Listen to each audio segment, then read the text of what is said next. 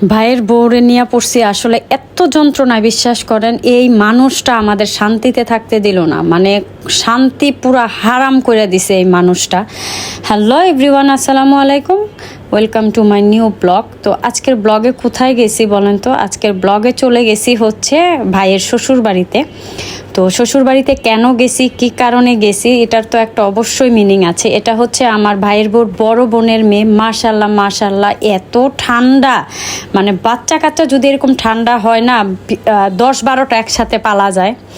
তো বাবুটাকে কোলে নিলাম, এই যে দেখেন আমার বিয়ান, ছোট বিয়ান। আসলে ও যদি ওই বাড়িতে না থাকে তাহলে আমাদের মনে হয় যাওয়াই হবে না। ও এত মিশুক একটা মেয়ে, মানে অন্তরের ভিতরে না জাস্ট 5 মিনিটের মধ্যে ঢুকে যেতে পারে, এত মিশুক। দেখেন কত খাবার নিয়ে আসছে, মাত্র গেছি তারপর শরবত খেলাম, সাথে সাথে আবার এগুলা নিয়ে আসছে। ওর হাজব্যান্ড হচ্ছে আম নিয়ে আসছে, আমগুলো এত মজা। আরেকজন হচ্ছে বেলকনিতে বসে তো আছে, গেম ছাড়া তো এখনকার বাচ্চাদের আর কিছুই নাই। ও হচ্ছে আমার বড় বোনের ছেলে, আমার ছেলে হচ্ছে বসে আছে চুপচাপ, তার নাকি এরকম চিল্লাচিল্লি ভালো লাগে না, ফুটবল খেলায় ব্যস্ত।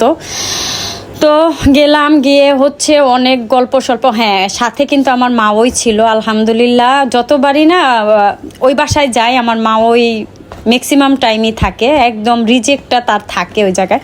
আর আমার মাওয়াও হচ্ছে খুব ভালো মানুষ। আমরা আসলে ফ্যামিলিটাই এমন, আমার ভাইয়ের ফ্যামিলি আমাদের ফ্যামিলি যেন আমরা খুব মিশুক আর কি, তর্ক বিতর্ক হলেও খুব মিশুক। তো অনেক কথাবার্তা চলতেছে, অনেক কিছু করতেছি। দেন হচ্ছে আপনাদের ভাইয়া কিন্তু বাসায় আছে, কারণ কাজের খালা সে আসবে, তো ওর জন্য রেখে গেছি। কাজ করার পরে হচ্ছে আপনাদের ভাইয়া যাবে, এই যে গিয়ে তো তার যেই মোবাইলের কাজ সেটা নিয়ে বসছে।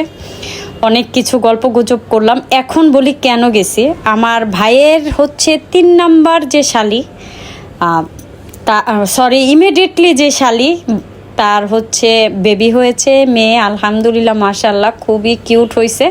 তো আমি তো হসপিটালে থাকার কারণে দেখতে যাইতে পারি নাই, তো জোর করে হচ্ছে আমার ভাইয়ের বউ এত ফোর্স করছে যেটা আমার ভাইও করে না।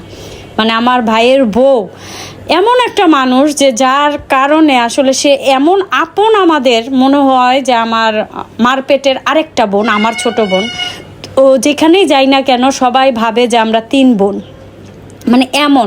তো এত বিরিয়ানি রান্না করছে, আমি তো বিরিয়ানি খাই না, শুধু সালাদটা আমার খুবই পছন্দ। তো এগুলো হচ্ছে আবার আমার বিয়াইন খাইছে, সে দিছে, তার উপরেই প্রতিশোধ নিলাম। তো এই হচ্ছে আমার ব্লগ। এই কারণে হচ্ছে ভাইয়ের বউর অত্যাচার সহ্য করতে পারি নাই বিধায় মানে অসুস্থ শরীর নিয়ে যাইতে হয়েছে। মানে কি আর বলবো। ওর আর হচ্ছে সালাদটা এত মজা ছিল।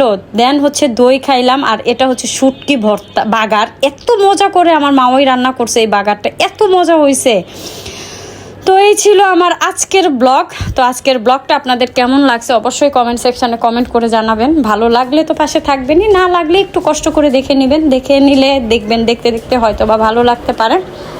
তো এই যে দেখেন কিউট বেবিটাকে দেখাই দিলাম। এই বেবিকে দেখার জন্য হচ্ছে হসপিটাল পর্যন্ত আমার মাওই গেছে, যে তুমি কবে বাসায় যাবে, আমাকে দেখতে গেছিলো বেসিক্যালি।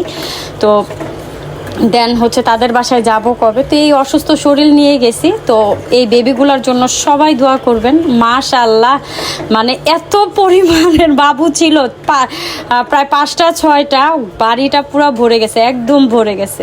মাশাআল্লাহ মাশাআল্লাহ, সবাই মাশাআল্লাহ বলবেন। তো এই বাবুটার জন্য দোয়া করবেন, সে যেন সুস্থ থাকে, যে দেখছি একটু অসুস্থ।